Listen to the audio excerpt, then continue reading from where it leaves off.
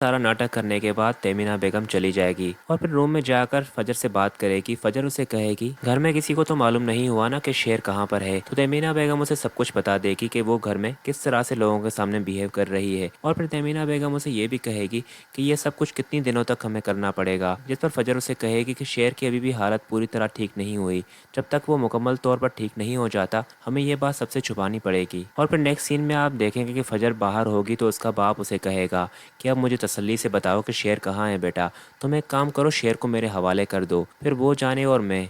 जिस पर फजर उसे कहेगी कि मैं आपको नहीं बता सकती कि वो कहाँ पर है, लेकिन बाबा आपने ये जिम्मेदारी मुझे दी हुई थी, अब ये सब कुछ मुझे ही निपटने दें।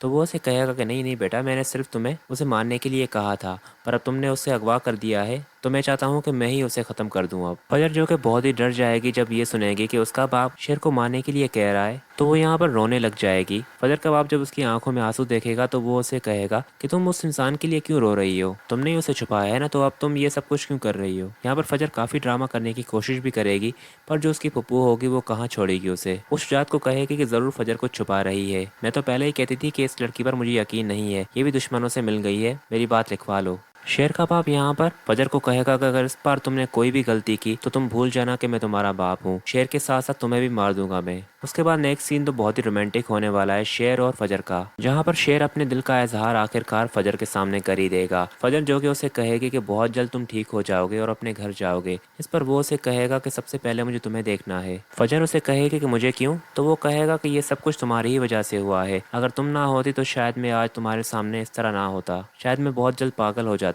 शेर उसे कहेगा कि तुम मेरी ज़िंदगी में ऐसे ही नहीं आई, जब भी रिदा आती थी मेरे सामने तो मैं तुम्हारी तरफ खिंचा जाता था। किसी को पसंद करना किसी से मोहब्बत नहीं होती, तुम क्यों नहीं समझ रही कि हम दोनों एक दूसरे के लिए बने हैं। फजर जो कि यहाँ पे सारी बातें सुनने के बाद बहुत ही शर्मा रही होगी, वो शेर को कहेगी कि मैं फ़ोन रख रही हूँ और ये भी कहना था तुम्हें कि ये आखिरी बार बात कर रही हूँ तुमसे, उसके बाद शायद मेरा फ़ोन मेरे पास भी ना रहे। मैं नहीं चाहती कि किसी को भी शक हो कि मैं तुमसे बात करती हूँ। आंटी ने भी घर पर सबको संभाला हुआ है और मैंने भी बाबा से झूठ बोला है। शेर फजर को कहेगा कि अगर मुझे तुम्हारी याद आई तो फिर मैं कहाँ जाऊँगा, तो वो उसे कहेगी कि बहुत जल्द मैं तुम्हारे पास आऊँगी, बस सब में तुम्हें थोड़ा पेशेंट रहना होगा।